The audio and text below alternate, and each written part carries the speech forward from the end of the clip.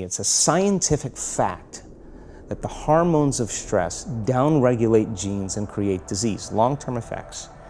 Human beings, because of the size of the neocortex, we can turn on the stress response just by thought alone. We can think about our problems and turn on those chemicals. That means then our thoughts could make us sick. So if it's possible that our thoughts could make us sick, is it possible then our thoughts could make us well? The answer is absolutely yes. Hey everybody, welcome to Impact Theory. Our goal with this show and company is to introduce you to the people and ideas that will help you actually execute on your dreams.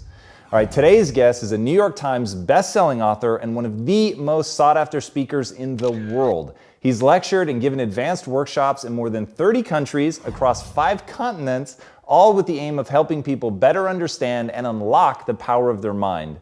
His expertise is the intersection of the fields of neuroscience, epigenetics, and quantum physics, and he's partnered with other scientists across multiple disciplines to perform extensive research on the effects of meditation, using advanced technologies such as epigenetic testing, brain mapping with EEGs, and gas discharge visualization technology.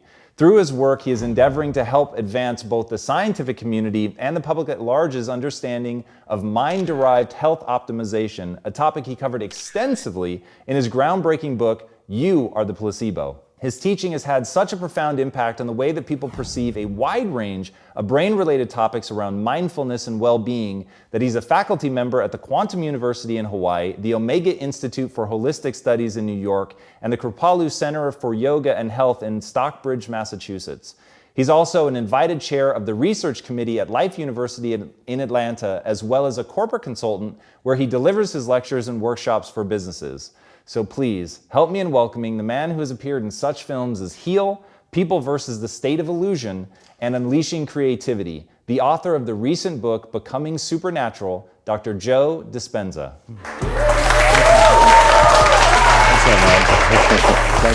Thanks for being here.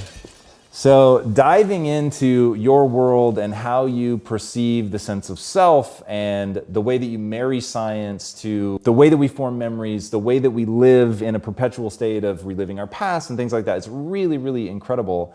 And I want to dive into the whole notion of you sort of being a habitual construct.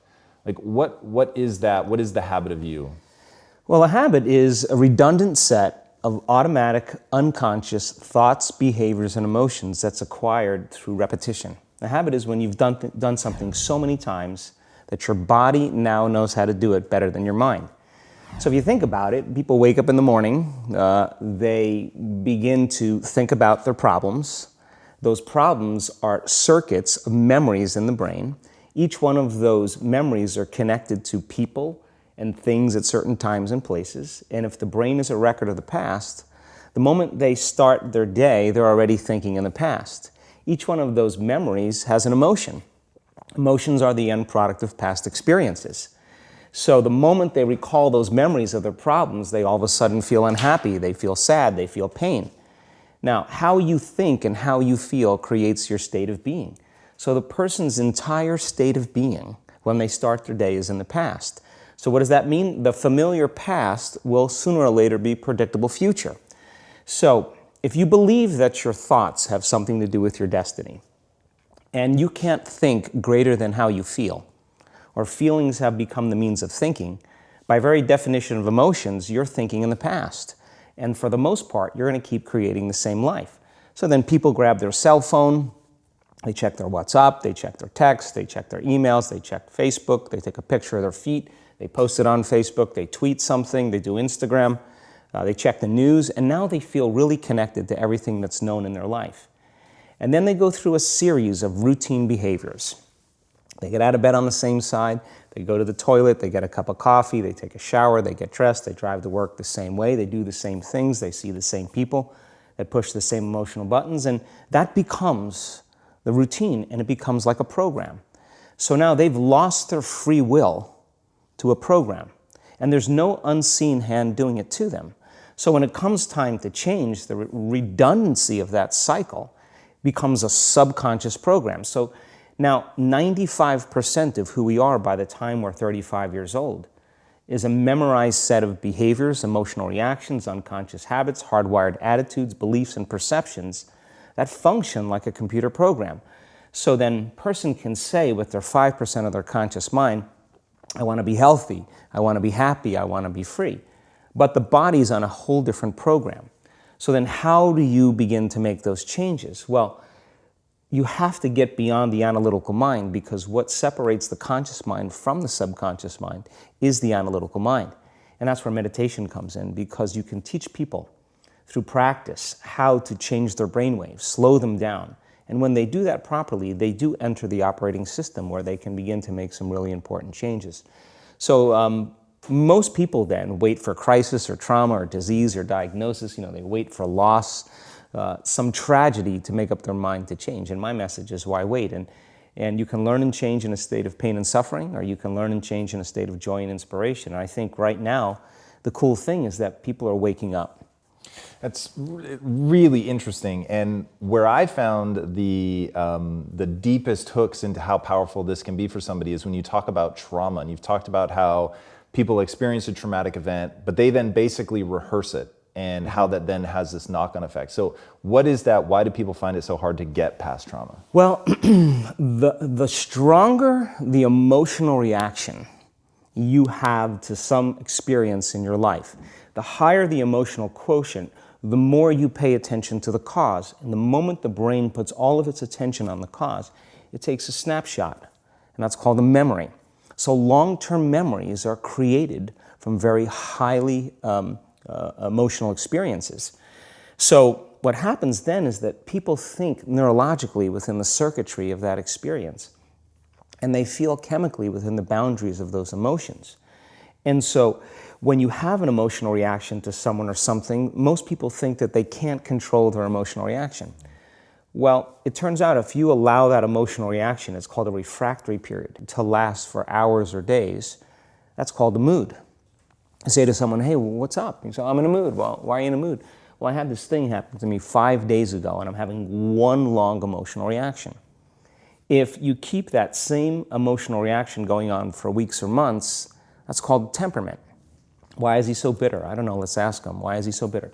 Why are you bitter? Well, I had this thing happen to me 9 months ago. And if you keep that same emotional reaction going on for years on end, that's called a personality trait. And so learning how to shorten your refractory period of emotional reactions is really where the work starts. So then people, when they have an event, what they do is they keep recalling the event, because the emotions of stress hormones, the survival emotions, are saying, pay attention to what happened, because you want to be prepared if it happens again. Turns out most people spend 70% of their life living in survival and living in stress. So they're always anticipating the worst case scenario based on a past experience. And they're literally, out of the infinite potentials in the quantum field, they're selecting the worst possible outcome, and they're beginning to emotionally embrace it with fear. And they're conditioning their body into a state of fear. Do that enough times, body has a panic attack without you. You can't even predict it because it's programmed subconsciously. So then you say to the person, why are you this way? And they'll say, I am this way because of this event that happened to me 15 or 20 years ago. And what that means from a biological standpoint is that they haven't been able to change since that event. So then the emotions from the experience tend to give the body and the brain a rush of energy. So people become addicted to the rush of those emotions, and they use the problems and conditions in their life to reaffirm their limitation, so at least they can feel something. So now when it comes time to change, you say to the person, why are you this way? Well, every time they recall the event, they're producing the same chemistry in their brain and body as if the event is occurring, firing and wiring the same circuits and sending the same emotional signature to the body. Well, what's the relevance behind that? Well, your body is the unconscious mind. It doesn't know the difference between the experience that's creating the emotion and the emotion that you're creating by thought alone. So the body's believing it's living in the same past experience 24 hours a day, 7 days a week, 365 days a year. And so then when those emotions influence certain thoughts, and they do, and then those thoughts create the same emotions, and those same emotions influence the same thoughts, Now the entire person's state of being is in the past. So then the hardest part about change is not making the same choices you did the day before, period. And the moment you decide to make a different choice, get ready, because it's going to feel uncomfortable. It's going to feel unfamiliar. There's going to be some uncertainty. Why does it feel so uncomfortable? Is it because of the neurons that fire together, wire together, so there's like an easiness to that loop, just because literally, and you've talked very eloquently about this, the way that the neurons connect in the brain, how rapidly, I've seen you show footage of how rapidly those connections happen, which is pretty incredible. Is that what makes it so discomforting for people? I think that the bigger thing is that we keep firing and wiring those circuits. They become more hardwired. So you have a thought and then the program runs. But it's the emotion that follows the thought. If you have a fearful thought, you're going to feel anxiety. The moment you feel anxiety, your brain's checking in with your body and saying, yeah, you're pretty anxious. So then you start thinking more corresponding thoughts equal to how you feel. Well, the redundancy of that cycle conditions the body to become the mind. So now, when it comes time to change, a person steps into that river of change and they make a different choice, and all of a sudden, they don't feel the same way. So the body says, well, you've been doing this for 35 years. You're going to just stop suffering and stop feeling guilty and stop feeling shameful, and you're not going to complain or blame or make excuses or feel sorry for yourself. Well, the body's in the unknown. So the body says, I want to return back to familiar territory. So the body starts influencing the mind, and it says, start tomorrow. You're too much like your mother. You'll never change. This isn't going to work for you. This doesn't feel right. And so if you respond to that thought as if it's true, that same thought will lead to the same choice, which will lead to the same behavior, which will create the same experience, which will produce the same emotion. I want to talk about that notion of, give me a little more detail on what you mean by the body becomes the mind, or the unconscious mind. What do you mean by that exactly? Well, those are two different things. Your body is your unconscious mind. In a sense, if you're sitting down and you start thinking about some future worst-case scenario that you're conjuring up in your mind, and you begin to feel the emotion of that event, your body doesn't know the difference between the event that's taking place in your world, outer world, and what you're creating by emotion or thought alone. So most people then, they're constantly reaffirming their emotional states. So when it comes time to give up that emotion, they can say, I really want to do it, but really the body is stronger than the mind because it's been conditioned that way. So the servant now has become the master. And the person, all of a sudden, once they step into that unknown, they'd rather feel guilt and suffering because at least they can predict it. Being in the unknown is a scary place for most people because the unknown is uncertain. People say to me, well, I can't predict my future. I'm in the unknown, and I always say the best way to predict your future is to create it. Not from the known, but from the unknown. What thoughts do you want to fire and wire in your brain? What behaviors do you want to demonstrate in one day? The act of rehearsing them mentally, closing your eyes, and rehearsing the action. Rehearsing the reaction of what you want, or action of what you want. By closing your eyes and mentally rehearsing some action. If you're truly present, the brain does not know the difference between what you're imaging and what you're experiencing in 3D world. So then you begin to install the neurological hardware in your brain to look like the event has already occurred. Now, your brain is no longer a record of the past. Now it's a map to the future. And if you keep doing it, priming it that way, the hardware becomes a software program. And who knows, you just may start acting like a happy person. And then I think the hardest part is to teach our body emotionally what the future will feel like ahead of the actual experience. So what does that mean? You can't wait for your success to feel empowered. You can't wait for your wealth to feel abundant.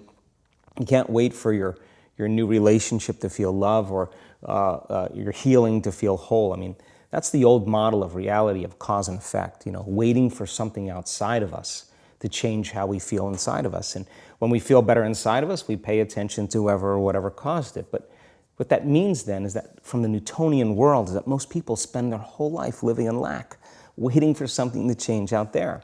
What do you mean the Newtonian world? The Newtonian world is all about the predictable. It's all about predicting a future. But the quantum model of reality is about causing an effect. The moment you start feeling abundant and worthy, you are generating wealth. The moment you're empowered and feel it, you're beginning to step towards your success. The moment you start feeling whole, your healing begins. And when you love yourself and you love all of life, you'll create an equal. And now you're causing an effect. And I think that's the difference between living as a victim in your world, saying, I am this way because of this person or that thing or this experience. They made me think and feel this way. When you switch that around, you become a creator of your world, and you start saying, my thinking and my feeling is changing an outcome in my life. And now that's a whole different game, and we start believing more that we're creators of reality. So how do we go from, okay, I have this negative emotion, it's controlling my life, it's got me in this cycle of, I think about this emotion, which triggers a chemical reaction, which trains my body to feel that way, which makes it easier, more likely I will do it again. And so now I'm in this vicious cycle. And it's unconscious. Right. And you said, does your thinking create your environment, or does your environment create your thinking, which I thought was really, really interesting. So how do we then go from that, like mechanistically, to begin this visualization process of something that's empowering? It's me in a different state. It's my future self. Is it meditation? What does that look like? If you're not being defined by a vision of the future, then you're left with the old memories of the past, and you will be predictable in your life. And if you wake up in the morning and you're not being defined by a vision in the future, as you see the same people and you go to the same places and you do the exact same thing at the exact same time, it's no longer that your personality is creating your personal reality. Now your personal reality is affecting or creating your personality. Your environment is really controlling how you think and feel unconsciously, because every person, everything, every place, every experience has a neurological network in your brain. Every experience that you have with every person produces an emotion. So some people will use their boss to reaffirm their addiction to judgment. They'll use their enemy to reaffirm their addiction to hatred. They'll use their friends to reaffirm their addiction to suffering. So now they need the outer world to feel something. So to change then is to be greater than your environment, to be greater than the conditions in your world. And the environment is that seductive. So then why is meditation the tool? Well, let's sit down, let's close our eyes.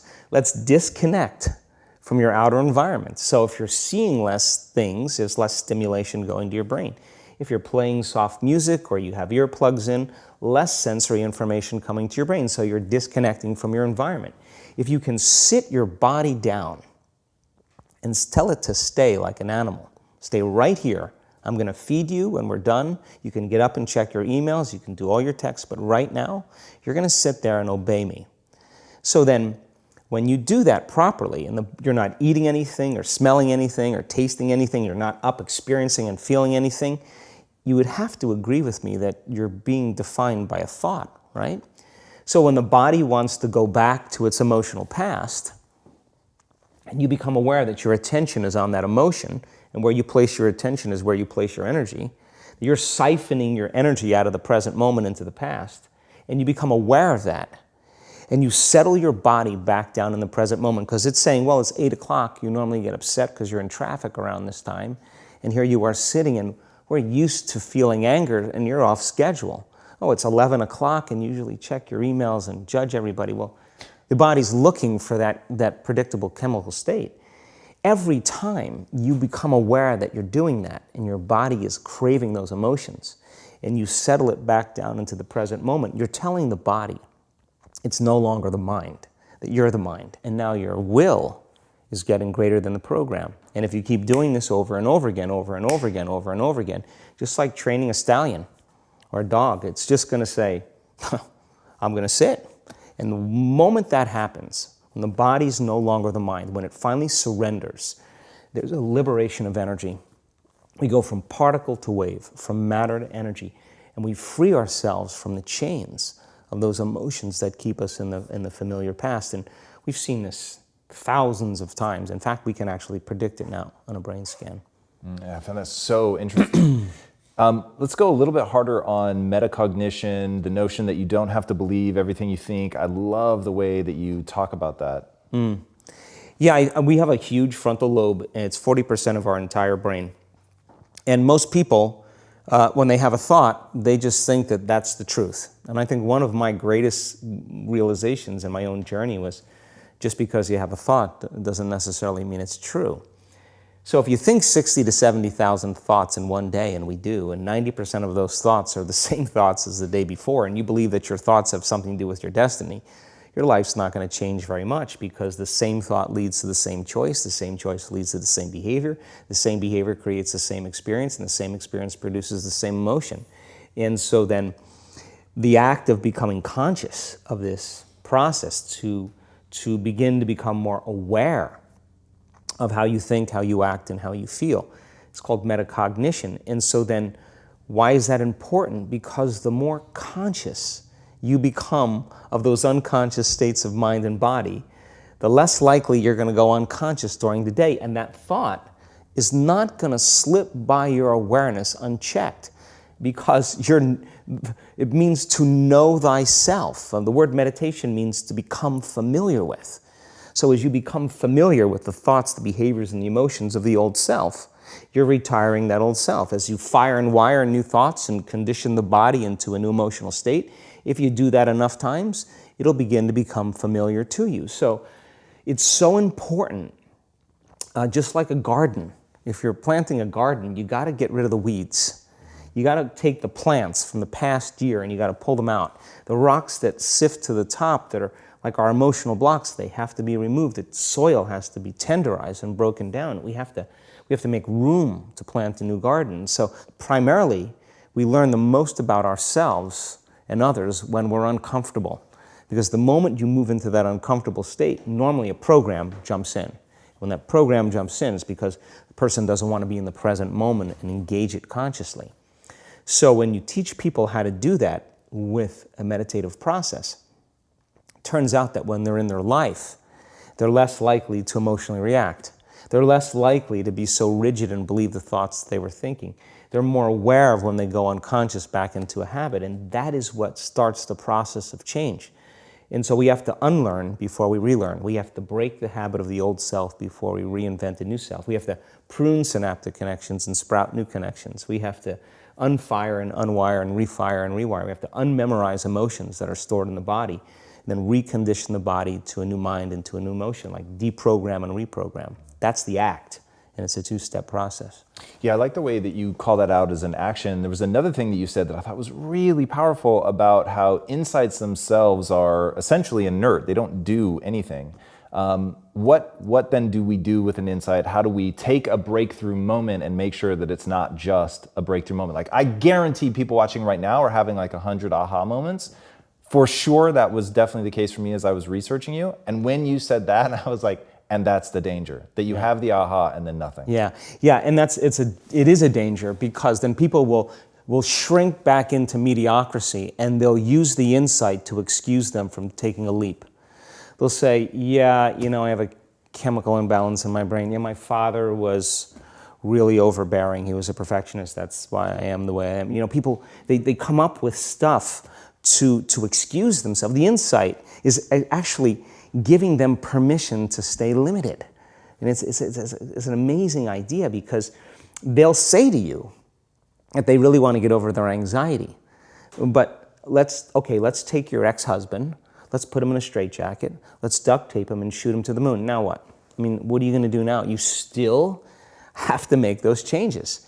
And so then when the person's enemy dies, or something shifts in their life, and that person's gone, they'll find another person to hate. This is just how we function as human beings. We just slide another reason to feel those emotions. So I think when people start to understand this, I think knowledge is power, but knowledge about yourself is self-empowerment. So how much of this is really learning to just bifurcate the world into, there's negative emotions that have negative neurochemistry associated with, and you said that in those states, if you're living in a perpetual state of stress hormones and things like that, illness is like a step away. And then just the other side of that is understanding, but there's this whole other side of positive energy, which happiness, joy, empowerment, whatever that neurochemical cocktail is, but that when you're on that side, your immune system is more likely to function well. Like, is that just sort of bringing it down to like a really base Yeah, level, is yeah. that sort of one of the big choices? Well, let's talk about it in terms of survival or creation. As I said, 70% of the time, people live in stress, and living in stress is living in survival. Now, all organisms in nature can tolerate short-term stress. You know, a deer gets chased by a pack of coyotes. When it outruns the coyotes, it goes back to grazing and the event is over. And the definition of stress is when your brain and body are knocked out of balance, out of homeostasis.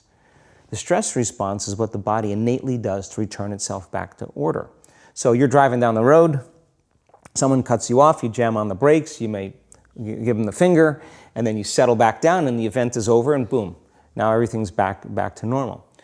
But what if it's not a predator that's waiting for you outside the cave, but what if it's your coworker sitting right next to you?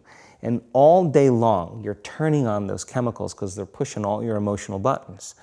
When you turn on the stress response and you can't turn it off, now you're headed for disease because no organism in nature can live in emergency mode for that extended period of time. It's a scientific fact that the hormones of stress downregulate genes and create disease, long-term effects. Human beings, because of the size of the neocortex, we can turn on the stress response just by thought alone. We can think about our problems and turn on those chemicals. That means then our thoughts could make us sick. So if it's possible that our thoughts could make us sick, is it possible then our thoughts could make us well? And the answer is absolutely yes. So then, what are the emotions that are connected to survival? Let's name them. Anger, aggression, hostility, hatred, competition, fear, anxiety, worry, pain, suffering, guilt, shame, unworthiness, envy, jealousy. Those are all created by the hormones of stress. And psychology calls them normal human states of consciousness. I call those altered states of consciousness.